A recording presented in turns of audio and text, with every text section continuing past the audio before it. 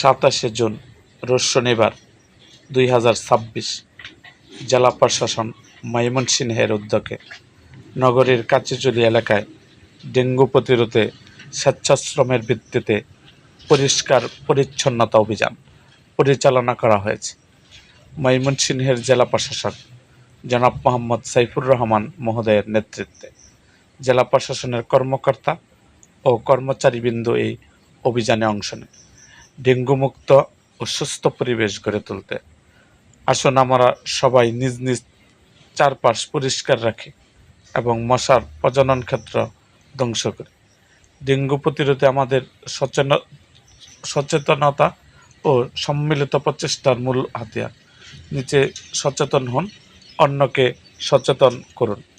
এরকম আরও ভিডিও পেতে এবং রাজনৈতিক অঙ্গনের নানা ঘটনা ও ইতিহাস জানতে আমাদের মুক্তাগাছার ইতিহাস মিডিয়া ইউটিউব চ্যানেলটিকে সাবস্ক্রাইব করুন এবং পাশে থাকা বেল আইকনটি বাজিয়ে দিন।